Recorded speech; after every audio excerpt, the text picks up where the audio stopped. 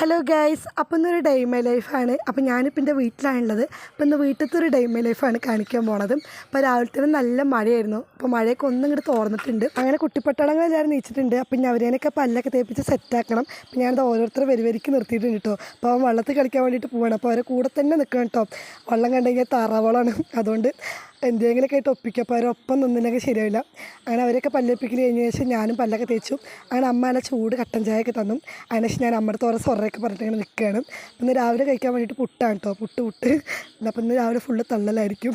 അങ്ങനെ പുട്ടും കുറ്റിയിൽ ഞാൻ നിറച്ചുകൊണ്ടിരിക്കുകയാണ്. അങ്ങനെ ഞാനും ചേച്ചിയും പാടത് ഉപ്പേരിക്കുള്ള കഷ്ണങ്ങളൊക്കെ നുറുക്കിയുണ്ടാക്കി അതിനുശേഷം കഴിക്കാൻ വേണ്ടിയിട്ടിരുന്നു. അപ്പോൾ പുട്ടും ഗ്രീൻ പീസ് കറിയായിരുന്നു കേട്ടോ.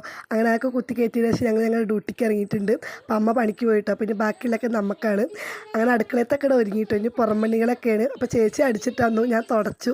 അതിനുശേഷം കുറച്ച് തുണികളൊക്കെ തിരുമ്പാണ്ടായിരുന്നു. അങ്ങനെ അതൊക്കെ തുണിയൊക്കെ തിരുമ്പിയിട്ട് തോരിയിടുമ്പോഴാട്ടോ രണ്ടാമത്തെ ചേച്ചി ലാൻഡ് ചെയ്തിട്ടുണ്ടായിരുന്നു.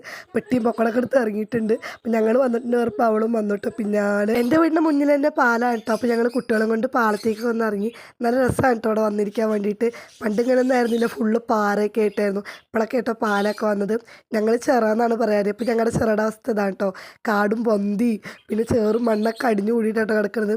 തൊഴിലുറപ്പൊന്നും ഇല്ലാത്തതുകൊണ്ട് കേട്ടോ. തൊഴിലുറപ്പൊക്കെ ഇങ്ങനെ ക്ലീനായിട്ട് കിടന്നേനെ. അപ്പോൾ വെള്ളം തന്നെ കാണാനായിട്ടോ കാടൊക്കെ പിടിച്ചിട്ട്. എന്തായാലും ഇറങ്ങിയതല്ലേ പറഞ്ഞിട്ട് ഞങ്ങൾ ആ താത്തച്ചെറുടിയും കാണാൻ വേണ്ടിയിട്ട് പോവുകയാണ്. അപ്പോൾ ഇത് എടുത്തായിട്ട് തന്നെ കേട്ടോ വരുന്നത്. അപ്പോൾ വെള്ളമൊക്കെ നല്ല കമ്മിയായിട്ടോ. ഇതാണ്ടോ, ഇതാണ് ഇപ്പോൾ അവസ്ഥ. മഴ പെയ്യാത്തതുകൊണ്ടാണ്.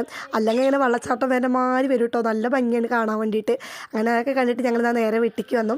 വീട്ടിൽ വന്ന് ആ കഴിക്കലൊക്കെ കഴിഞ്ഞിട്ട് ഒന്ന് ഉറങ്ങിയിട്ടോ. ഉറങ്ങി നീച്ച് ആ ചായയൊക്കെ കുടിക്കുകയാണ്. അതിനായിട്ട് ആ പണികളൊക്കെ ഒരുക്കുക കേട്ടോ അമ്മ വരുമ്പോഴേക്കും. അങ്ങനെ അമ്മ പണി മാറ്റി വന്നു കേട്ടോ. അപ്പോൾ അമ്മ നല്ല ഓട് സാധനങ്ങളൊക്കെ ആയിട്ടോ വന്നിരിക്കുന്നത്. നമ്മുടെ വീട്ടിൽ കുറച്ചധികം ആൾക്കാരുള്ളതുകൊണ്ട് അമ്മ അതാ കണ്ണ് നിറയെ തിന്നാനൊക്കെ കൊടുത്തിട്ടുണ്ട് കേട്ടോ.